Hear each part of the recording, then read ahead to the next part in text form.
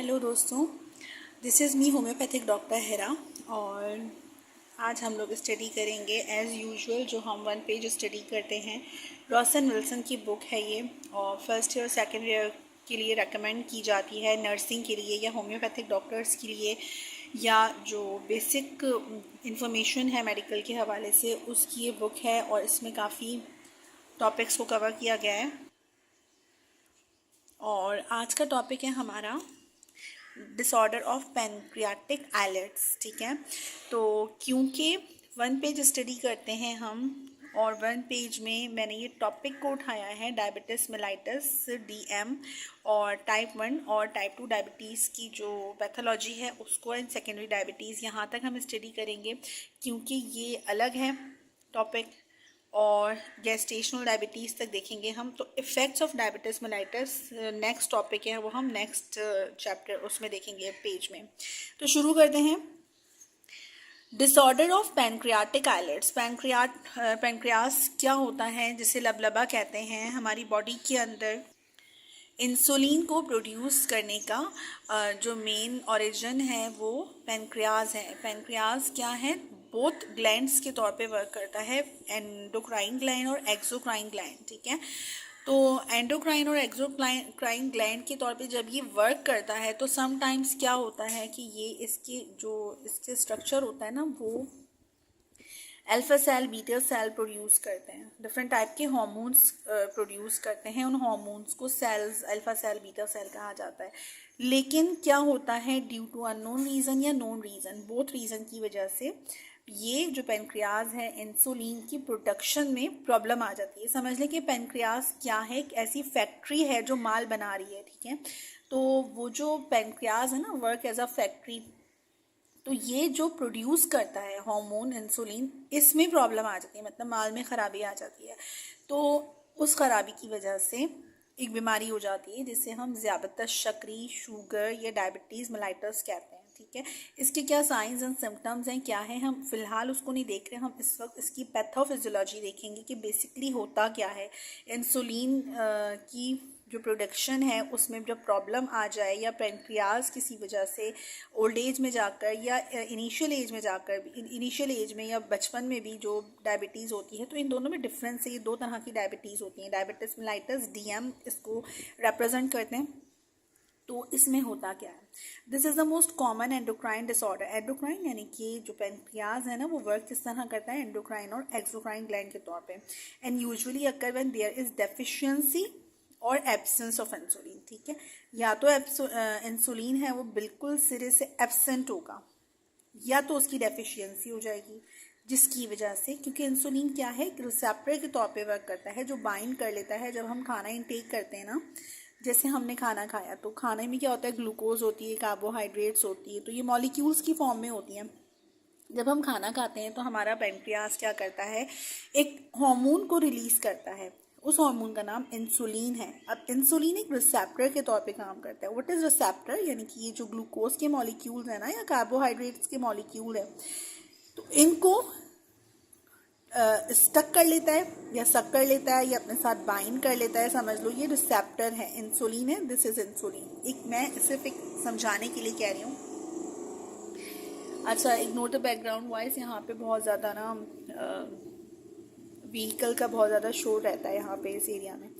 तो ये जो इंसुलिन है ना, इसने बाइंड किया, ये इंसुलिन आया, इसने इसको बाइंड किया। इंसुलिन के जो मॉलिक्यूल या हार्मोन है ना, इसने हर मॉलिक्यूल को बाइंड कर लिया।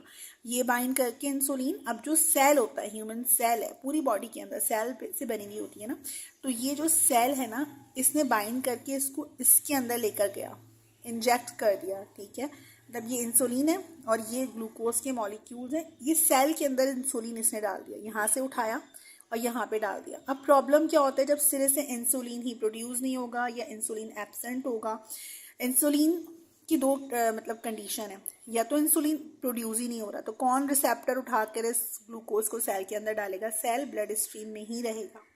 ठीक है, ब्लड स्ट्रीम में तैरता रहेगा, जिसकी वजह से शुगर हाई हो जाएगी, क्योंकि कार्बोहाइड्रेट और ग्लूकोज क्या करते हैं, शुगर है ना, तो ये शुगर को हाई कर देंगे। एक तो ये एब्सेंट है। ठीक है, सेकंड जो कंडीशन है उसमें क्या होगा कि इंसुलिन कम अमाउंट में प्रोड्यूस हो रहा है। जितना ज़्यादा ग्लूकोज के मॉलिक्यूल्स हैं ना, लाइक अगर यहाँ पे 1 लाख मॉलिक्यूल्स हैं ग्लूकोज के, तो इंसुलिन कितना 50,000 है, 20,000 है वो प्रोड्यूस हो रहा है, मतलब more less than normal produce हो रहा है। अब इंसुलिन ने इसको तो उठा के यहाँ दे दिया, इसको यहाँ दे दिया, इसके साथ बाइंड हो गया, इसके साथ इसने एक पेयर बना लिया, बट ये जो बाकी इंसुलिन है, ग्लूकोज है, इसका क्या, इसको पिक करने को इंसुलिन नहीं आया, तो ये ब्लड स्ट्रीम में तैरते रहेंगे और इसकी वजह से शुगर हाई हो जाएगी। ठीक है, ये पैथोफिजियोलॉजी है। तो इसको कहते हैं diabetes mellitus. Impairment of insulin activity, insulin resistant, varying degrees of disruption of carbohydrates and fat metabolism occur. अच्छा, कार्बोहाइड्रेट और फैट्स होते हैं, इसको ये अपने साथ अटैच करता है और सेल के अंदर जाके इजेक्ट कर देता है कि इसको जाके एब्जॉर्ब करो। तो अब ये जो कार्बोहाइड्रेट और ग्लूकोज है ना, ये सेल के अंदर जब एब्जॉर्ब हो जाता है तो फिर सेल को एनर्जी प्रोवाइड करता है और सेल जो है उसकी न्यूट्रिशन मिलती है सेल को। अब सेल को जब न्यूट्रिशन ही नहीं मिलेगी तो सेल तो वीक हो जाएंगे, बट ब्लड स्ट्रीम के अंदर इंसुलिन बहुत ज़्यादा बढ़ जाएगा, ग्लूकोज बहुत ज़्यादा बढ़ जाएगा, सॉरी। तो ग्लूकोज के बढ़ने की वजह से, कार्बोहाइड्रेट के बढ़ने की वजह से जो है डायबिटीज़ का टेस्ट जो है वो पॉजिटिव आएगा। The incidence of type 1 specially type 2 diabetes is increasing world wide. ठीक है, तो ये जो है ना टाइप 1 और टाइप 2 डायबिटीज़ किस बेस पर कही जाती है। टाइप 1 डायबिटिस मेलाइटस की हम पैथोफिजियोलॉजी देख लेते हैं। बुक हमारे पास रॉसन विल्सन की है, ये चैप्टर नंबर 9 है, द एंडोक्राइन सिस्टम। ठीक है, तो टाइप 1 डायबिटीज मेलाइटस में previously known as insulin dependent diabetes mellitus, I stand for insulin dependent diabetes mellitus. ठीक है, IDDM भी कहते हैं उसको मेडिकल टर्म में। ये जो इंसुलिन डिपेंडेंट है ना, इट्स मीन कि टाइप 1 है, यानी कि टाइप 1 बच्चों में होती है और टाइप 2 बड़ों में होती है। अडल्ट ऑनसेट डायबिटीज़ कहते हैं टाइप 2 को, लेकिन यहाँ पे हम बात कर रहे हैं इंसुलिन डिपेंडेंट, इसको जुवेनाइल डायबिटीज़ भी कहते हैं। This occur mainly in children and young adults. ठीक है, अंडर 20 ईयर्स जो होते हैं उनको सडन पता चलता है कि उनको डायबिटीज़ है, जबकि उन्होंने कोई ख़ास इतना, मतलब अपनी अर्ली एज में है वो, उन्होंने कोई इतना हैवी खाना नहीं खाया या अपनी सेडेंटरी लाइफस्टाइल नहीं गुजारा, कोई ख़ास मतलब जंक फूड्स नहीं खाए, बट बच्चों में सडन जो है वो डायग्नोज हो जाता है डायबिटिस मेलाइटस टाइप 1 या IDDM।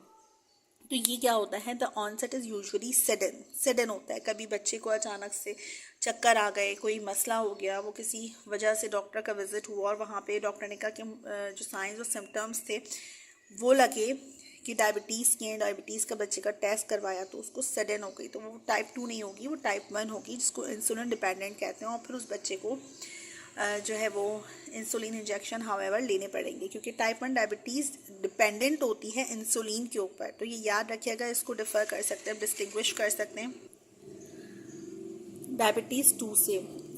This is severe deficiency और एब्सेंस ऑफ इंसुलिन सीक्रेशन। अच्छा, इसमें प्रॉब्लम होता क्या है, जैसे यहाँ पे 2 टाइप्स मैंने बताई ना, कि या तो इंसुलिन प्रोड्यूस होगी मगर बहुत कम अमाउंट में, और सेकंड कंडीशन क्या है, सिरे से प्रोड्यूस ही नहीं होगी, एब्सेंट होगी। तो 2 सिचुएशंस है ना। तो जो दूसरी सिचुएशन है ना, इंसुलिन सिरे से प्रोड्यूस ही नहीं करेगा पैनक्रियाज। अच्छा, क्या क्या रीज़न है, इसका रीज़न अननोन है, स्टिल अननोन है। Treatment with injections of insulin is required. Treatment with injections मतलब इंसुलिन के जो इंजेक्शंस होते हैं इसी से ठीक होगी। अच्छा, ये सडन होती है तो सीवियर डेफिशिएंसी और absence of insulin secretion due to destruction of B islet cells of pancreas. तो क्या होगा, इसमें डेफिशिएंसी हो जाएगी, सडन पता चलेगा कि उस बच्चे को चक्कर है, बुखार है, ब्लर विजन है या कुछ इस तरह का कंडीशन है जिसकी वजह से उसको सडन डॉक्टर के पास, या वो बेहोश हो गया है, बच्चा फेंट हो गया है, तो ये सडन पता चलेगा। तो और ये अगर इसको ट्रीट ना किया गया तो ये लाइफ थ्रेटनिंग भी हो सकता है। The exact cause remain unknown. इसका स्टिल अभी तक कोई एग्जैक्ट कॉज नहीं पता। Although in most people there is evidence of autoimmune mechanism. Autoimmune mechanism यानी कि किसी भी वजह से जब बॉडी के सेल अपने ही बॉडी के बाकी सेल्स को मारना शुरू करते हैं, उसको ऑटो इम्यून मैकेनिज्म या रिस्पॉन्स कहा जाता है। तो इंसुलिन प्रोड्यूस होने से पहले या प्रोड्यूस होते ही बॉडी के जो सेल्स हैं उसको मारना शुरू कर दें, ठीक है, अपने ही बॉडी से वो डिस्ट्रॉय होना शुरू कर दे, तो फिर वो कहते हैं ना कि घर में ही जो है वो खाना जंगी शुरू हो गई है। तो इस तरह इसकी वो है कि मिसाल है कि बॉडी के अंदर ही डिस्ट्रक्शन शुरू हो गई है, लड़ाई शुरू हो गई है, आपस में सेल्स एक दूसरे को मार रहे हैं। तो फिर ये क्या है, इसकी वजह से autoantibodies which destroy the B islet cell. B cells क्या करते हैं, इंसुलिन को प्रोड्यूस करते हैं, और बी सेल्स कहाँ से प्रोड्यूस होते हैं, पैनक्रियास से प्रोड्यूस होते हैं, ठीक है। तो involving autoantibodies destroy the B cell, genetic predisposition and environmental factors including viral infection are also implicated. तो किसी वजह से बच्चे को कोई वायरल इन्फेक्शन हुआ है जिसके नतीजे में, जिसके रिजल्ट में डायबिटीज़ टाइप 1 या IDDM हो सकता है, ठीक है। अब हम बात करते हैं टाइप 2 डायबिटीज़ मेलाइटस की, previously known as non insulin dependent diabetes, non से है non insulin dependent diabetes mellitus NIDDM। अच्छा, ये इंसुलिन डिपेंडेंट नहीं होती, इसको आप ड्रग से, मेडिकल ओरल जो मेडिसिन होती हैं उससे रिकवर कर सकते हैं, बट ये इसमें ज़रूरी नहीं है कि आप इंसुलिन लें, इंसुलिन को इंजेक्शंस लें। और ये क्या होती है, अडल्ट्स में होती है, टाइम गुजरने के बाद होती है। और जब आपका लाइफ स्टाइल अच्छा ना हो, खाने पीने में कोई मसला हो, आपने बहुत ज़्यादा फास्ट फूड्स लिए हों, जंक फूड्स लिए हों, एक्सरसाइज ना की हो, आपने बहुत अपना सेडेनेटरी लाइफ स्टाइल अपनाया हो अपनी ज़िंदगी में, तो आपको आफ्टर 25 ईयर्स 30 ईयर्स जाके आपको डायबिटीज़ मेलाइटस होती है, जिसमें आपको टाइप 2 डायबिटीज़ होती है। तो टाइप 2 डायबिटीज़ रिवर्सिबल है in some cases, but type 1 diabetes जो है, इंसुलिन डिपेंडेंट डायबिटीज़, ये रिवर्सिबल नहीं है, ठीक है।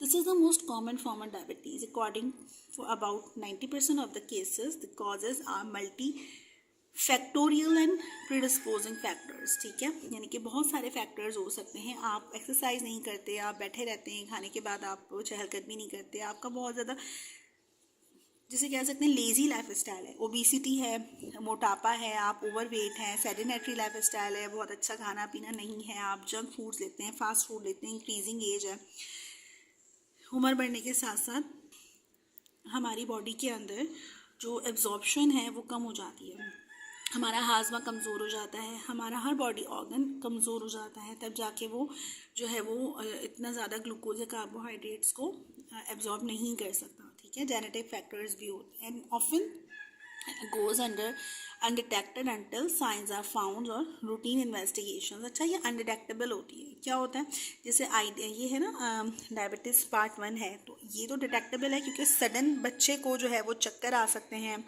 ब्लर विजन हो सकता है, उसकी जो वूंड्स होते हैं, बच्चे खेलते हैं तो जो उसके चोट या ज़ख़म लग जाते हैं तो वो हील हो जाते हैं ना, लेकिन ये सडन इसका पता चलता है, एकदम चक्कर आ गए, ब्लर विजन हो गया, तो एकदम इमरजेंसी की कंडीशन हो सकती है। बट ये जो है ना टाइप 2 डायबिटीज़, इसके अंदर इमरजेंसी की कंडीशन ऐसा होती नहीं है, रूटीन इन्वेस्टिगेशन में पता चल रहा होता है ये। इंसुलिन सीक्रेशन में भी बेलो और अबव नॉर्मल। अच्छा, इसमें 2 कंडीशंस होती हैं, या तो इंसुलिन बहुत ज़्यादा प्रोड्यूस होगा या तो इंसुलिन बहुत कम प्रोड्यूस होगा, बट होगा, इंसुलिन प्रोड्यूस होगा।